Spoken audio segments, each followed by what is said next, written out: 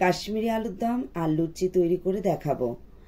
কাশ্মীরি আলুর দমের জন্য এখানে আমি আলুগুলিকে মাঝ বরাবর দুফালি করে নিয়েছি। তার সাথে এই মশলাগুলি নিয়ে নিয়েছি। মিক্সির জারে জিরা, আদা, কাঁচা লঙ্কা, টমেটো কুচি দিয়ে পেস্ট করে নিয়েছি। কাজুগুলিকে আমি আধ ঘন্টা ধরে ভিজিয়ে রেখেছিলাম। এরপর ওই কাজুগুলিকে আমি অল্প জল দিয়ে পেস্ট করে নিয়েছি। এরপর আমি কিছু পরিমাণে ময়দা নিয়ে নিয়েছি।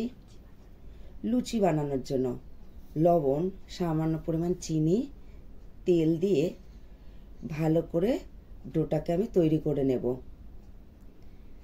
তৈরি করার পর এখানে আমি আলতো হাতে অল্প পরিমাণে সাদা তেল দিয়ে মাখিয়ে রাখলাম। এটাও আমি আধ ঘন্টার জন্য চাপা দিয়ে রেস্টে রেখে দিলাম। কেটে রাখা আলুগুলিকে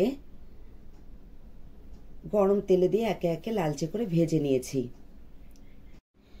ওই তেলে জিরা, তেজপাতা, শুকনো লঙ্কা, এলাচ, লং, দারুচিনি দেওয়ার পর পেস্ট করা মশলা দিয়ে হলুদ, লবণ, কাশ্মীরি গুঁড়ো লঙ্কা আর ফেটি রাখা 2-3 চামচ টক দই দেওয়ার পর পেস্ট করা কাজুগুলিকে আমি দিয়ে সামান্য পরিমাণ জল দেওয়ার পর মশলাগুলিকে কষিয়ে একে একে ভেজে রাখা আলুগুলিকে দিয়ে মশলার সাথে ভালো করে মাখিয়ে নিলাম। এরপর কিছু পরিমাণ জল দেওয়ার পর 15 থেকে 20 মিনিট ঢাকনা দিয়ে ঢাকনা খোলার পর সামান্য পরিমাণ চিনি, শাহি গরম মশলা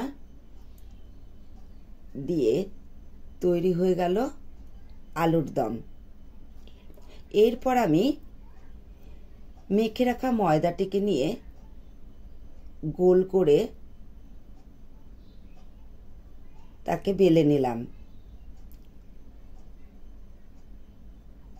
গরম তেলে লুচিটাকে ছেড়ে তৈরি হয়ে গেল আমার ফুলকো লুচি। দারুণ স্বাদের এক রেসিপি।